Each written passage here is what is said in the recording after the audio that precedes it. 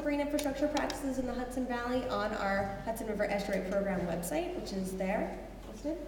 And many of the examples that I'm going to show are actually on that website.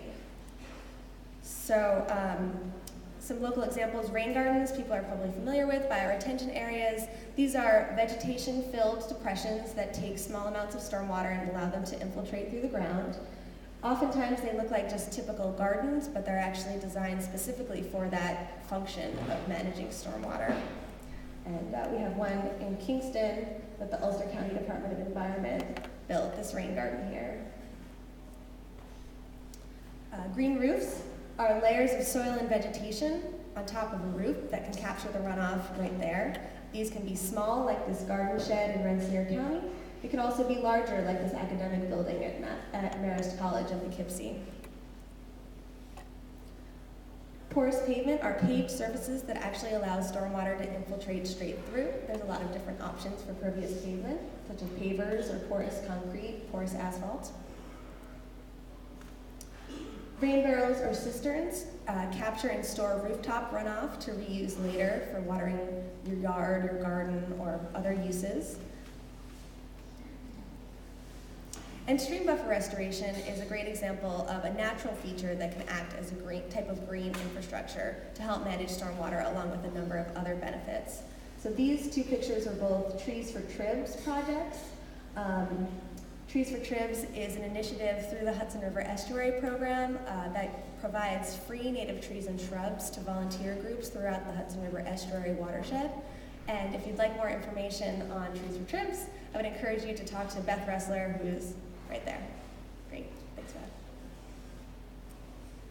So other types of green infrastructure practices as outlined by the Stormwater Design Manual include disconnecting rooftop runoff, so taking that downspout and having it go into a vegetated area instead of to a paved area. Stormwater planters, which are basically rain gardens in a box. This is an example of a stormwater planter in Westchester, and also an example of rooftop runoff disconnection because the roof is going into that vegetated area, or the rooftop runoff is going into that vegetated area. Vegetated swales, tree plantings, street trees, and stream daylighting, where you take a stream and actually expose it to the daylight, a stream that was formerly in a pipe or underground, and bring it back to life. These are all forms of green infrastructure. So in addition to managing stormwater and dealing with both the quality and the quantity issues, green infrastructure has a number of other benefits. These include recharging groundwater, reducing the number of combined sewer overflows, cooling urban areas, which can result in pretty substantial energy savings, providing wildlife with habitat, improving air quality, improving human health, increasing land values, and beautifying neighborhoods. So as you can see, it's not just stormwater, but green infrastructure can really have a great impact on a number of different aspects of environmental and human health. So implementing green infrastructure. Many people can play a role in implementing green infrastructure, and municipalities in particular have a really crucial one through planning, through codes and ordinances, and also potentially through demonstration sites. When it comes to green infrastructure to mitigate combined sewer overflows in particular, there are a number of municipalities across the nation that are real leaders in this right now. This is on the forefront, but there are a number of places where they're really successful in implementing green infrastructure for CSOs. Each of these cities are outlined in NRDC's new report, Rooftops to Rivers, and I encourage you, if you're interested in learning more about them, to read that report. It lists a number of details of each of their programs. Syracuse in particular, I had the opportunity to visit and see some of the great things that they're doing, including this green roof on their Center of Excellence building, parking lot islands that are actually bioretention areas, and this very cool porous asphalt basketball court. Green infrastructure is also a real advantage because it saves money when it comes to combined sewer overflows. So New York City did a study where they looked out 20 years and implementing green infrastructure, and they found that overall their green strategy cost $5.3 billion, while their gray strategy, which was mostly through constructing big storage tanks underground, would cost $6.8 billion.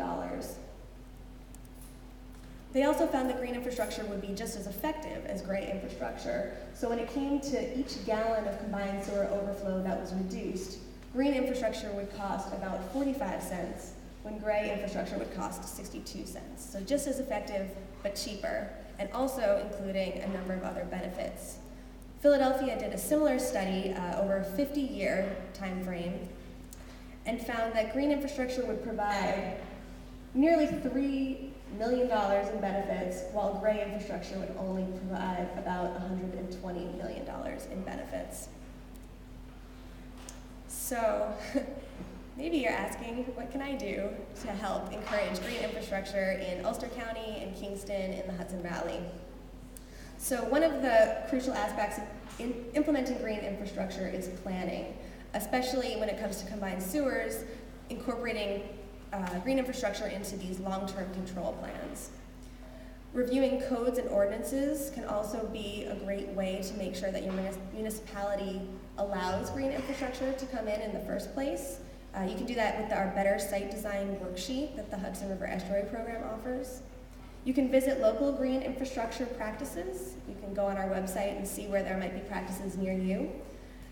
If you know of practices that are not on our website, you can submit projects and we'll get those up there.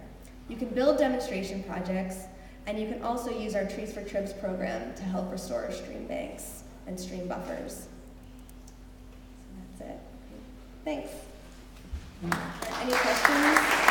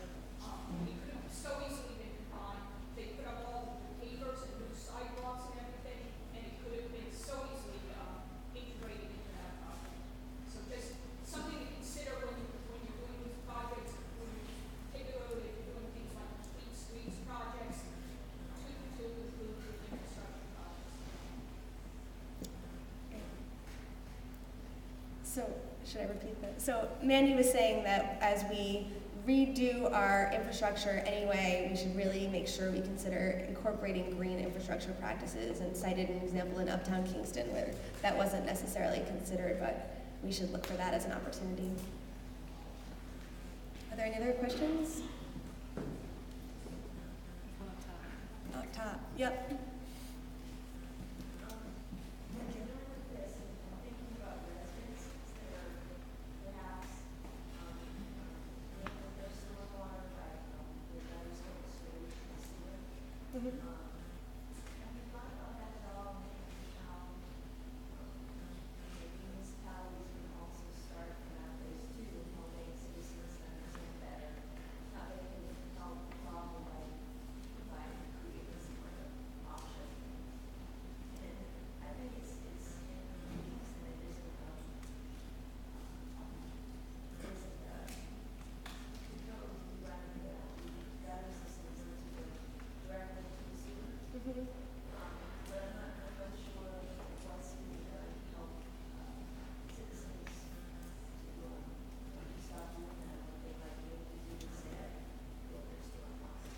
Sure. So the question, hopefully I heard it correctly, was what municipalities can do to encourage homeowners to do things to help with green infrastructure, such as disconnecting their downspouts from the combined sewer system. Is that right?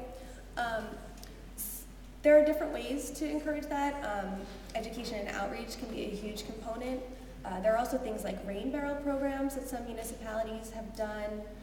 Portland, Oregon, for example, did a downspout disconnection municipal program where they had outreach and education focused specifically on just making sure that those downspouts were going into some kind of a vegetated area. There are a lot of examples in that NRDC report of other municipal programs who have thought about that as well. And I'd also just like to say I have a whole green infrastructure resource list over here, along with some of the other materials from Scenic Hudson and the Estuary Program and the Research Reserve. Are there any other questions? Great. Thank you.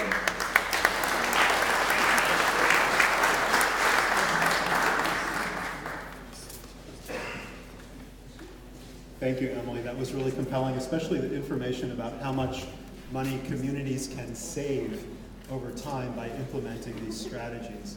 I wanted to ask a question before we take a 15-minute break.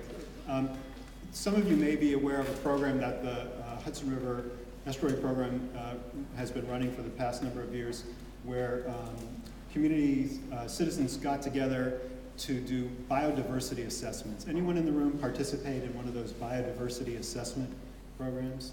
Great. Those have been tremendously successful. They created, in effect, an army of citizens and local officials who were very well-informed, educated about identifying natural resources in their community, and then working with planning boards and local officials to conserve them.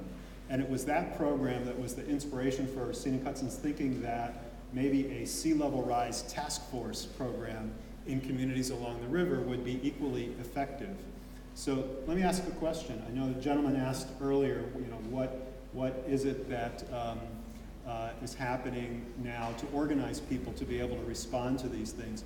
If there was an opportunity in Kingston or any of the communities along the Ulster County waterfront in your community to participate in a task force, if you're on a planning board or if you're a citizen, and the role of that task force would be to get educated more specifically about how increasing sea level rise would impact your community, and then put together a series of recommendations for your local officials, planning board members, town board members, village trustees, etc., on how your community can use some of these strategies to adapt. Do you think that would be something you would be interested in participating in? Raise your hand if so. Okay, well, those of you who didn't raise your hand will be penalized before you leave. But for those of you who did raise your hand, there actually will be a sign-up sheet, and either during the break or as you leave, feel free to sign up, and then as this program begins to take shape and we develop the resources to implement it, we'll be back in touch with you.